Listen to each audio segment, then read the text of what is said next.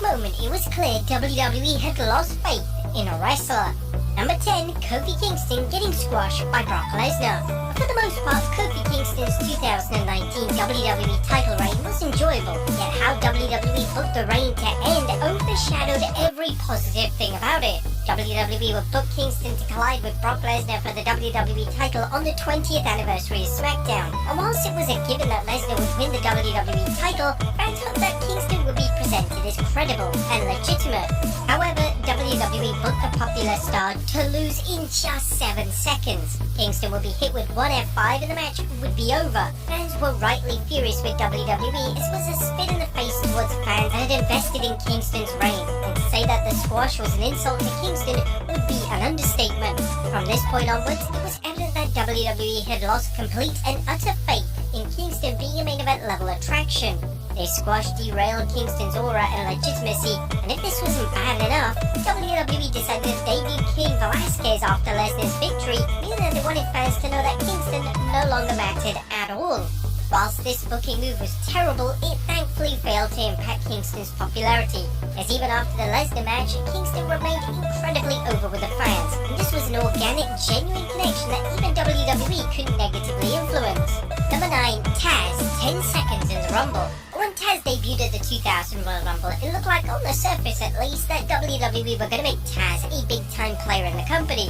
Unfortunately for Taz and his fanbase, a few weeks into his WWE run, it was apparent that WWE had already lost interest in featuring Taz in a meaningful role, and Taz's role was dramatically reduced on TV. He was booked to face Big Boss Man at the No Way Out pay-per-view in 2000, and logic would indicate that this would be another easy victory for Taz. However, in a bizarre booking move, they booked Taz to win via DQ. The match would last just a matter of seconds before Prince Albert interfered, and instead of booking Taz to overcome the two heels, Taz was laid out and the excitement evaporated out of the arena, as he knew that they were watching some atrocious booking unfold before their very eyes.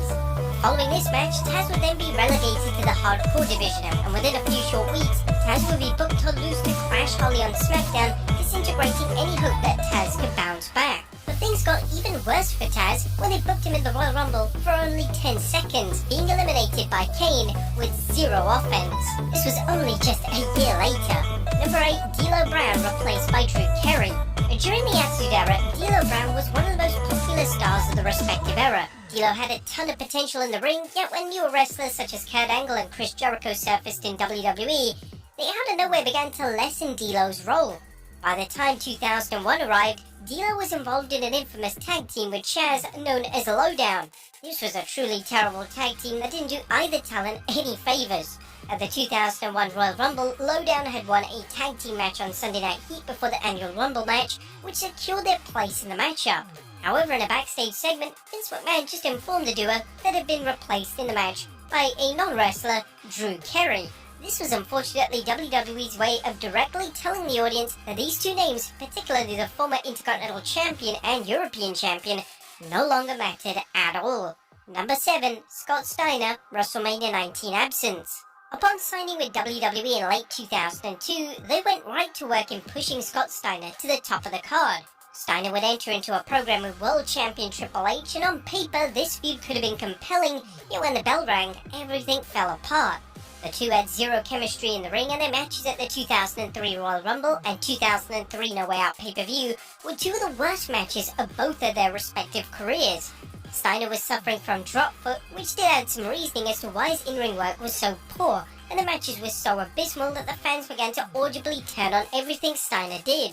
They were so disappointed with what Steiner was delivering in the ring that they cancelled any plans to feature him as a primary name on Raw, and he was subsequently removed from any creative plans from WrestleMania 19. For the rest of his WWE run between 2003 to 2004, Steiner would be presented in the mid-card, which was a far cry from his presentation during the final days of his time in WCW.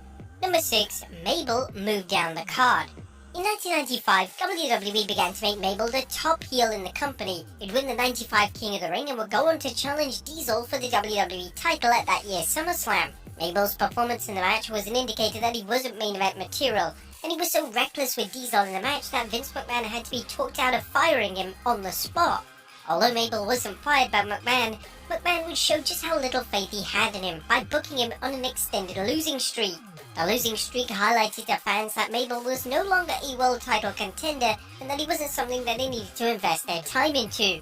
Number 5. Dolph Ziggler 2013 world title loss. Dolph Ziggler was on top of the world following WrestleMania 29. Ziggler had successfully cashed in on the Money in the Bank briefcase on the Raw after WrestleMania, and fans were firmly expecting Ziggler to finally get the world title run that he deserved. Unfortunately, when Ziggler suffered a concussion on SmackDown, it gave WWE justification to completely give up on the show-off. It was widely reported that Vince McMahon in particular didn't quite see Ziggler as world champion material, and Ziggler suffering the concussion gave McMahon the power to have Ziggler drop the world title without it looking like a personal booking move.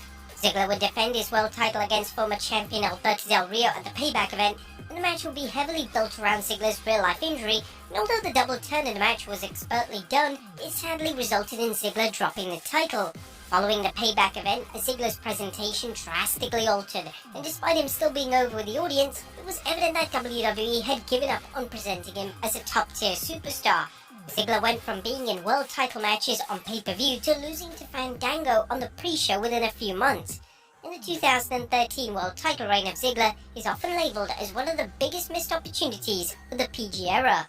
Number 4. DDP pinned by Sarah. Even though it was considered a daring move to debut DDP in WWE as a heel and give him the gimmick of a stalker, there was still hope that WWE would realize that he was an incredibly gifted performer. Unfortunately, his feud with The Undertaker completely butchered his credibility, and petty backstage politics influenced how DDP was being presented during the Invasion storyline.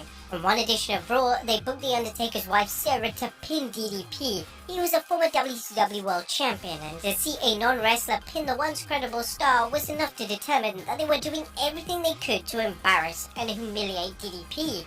Number 3. Lord Tensai losing to Tyson Kidd. When Matt Bloom first returned to WWE using the Lord Tensai persona, they had intentions to make Tensai a top heel in the company. The problem was that fans remembered Tensai's prior work as Albert and A-Train, so they hijacked all his matches with chants referencing his former persona. For a few months after his 2012 return, they ignored these chants and the disconnect from the crowd, and he would be booked to pin major names including John Cena. However, it was in the summer of 2012 when it became obvious that WWE had lost faith in Tensai. Out of nowhere, he would lose to Tyson Kidd on Raw, and although Kidd was a phenomenal wrestler, he wasn't a main event star in the summer of 2012, so this was labelled as a massive upset. And following the shock loss, Tensai would be relegated to lower mid-card feuds and would become a prominent fixture on WWE Superstars. Number 2.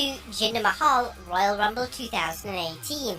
Fans were under the impression that when Jinder Mahal dropped the WWE title in late 2017, they would simply move on and Mahal would transition back into the lower mid-card. It therefore came as a big surprise when Mahal main evented the Clash of the Champions pay-per-view against AJ Styles, and the match was arguably one of Mahal's greatest matches. However, whilst early on it looked like Mahal was going to stick around in the main event picture, the 2018 Rumble was the key indicator that signaled that Mahal's time as a main event player was officially done. He was eliminated in a comedic spot with Kofi Kingston and the New Day, and Mahal looked incredibly incompetent during the spot, and it certainly didn't help that the New Day would proceed to throw pancakes at the former WWE champion. But in WWE's defense, they did try to push Mahal as a mid-carder and even won the US title at WrestleMania 34. However, this creative direction was short-lived, and Mahal has been up and down the card over the past 7 years, and it's highly unlikely that he'll ever win WWE's top prize ever again. And number 1, Austin Theory, Money in the Bank cash-in. Vince McMahon had handpicked Austin Theory to be one of the future players in WWE. Yet when McMahon took a step back from WWE, this left Theory and his character in a state of flux. Whilst the new head of WWE creative Triple H was a fan of Theory, it became based on Theory's presentation on TV that the game didn't believe Theory was world champion material. When he cashed in his Money in the Bank briefcase, he would bizarrely cash in on US champion Seth Rollins, and he lost. Cashing in on the mid-card title is detrimental enough, but then to lose the match raises instant alarm bells.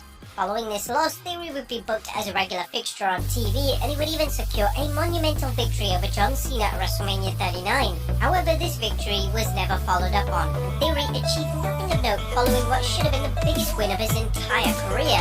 In the months that followed his victory over Cena, Theory would join forces with Grayson Waller, and Theory finds himself in a heel tag team, which is a stark contrast to what McMahon intended Theory's WWE trajectory to be.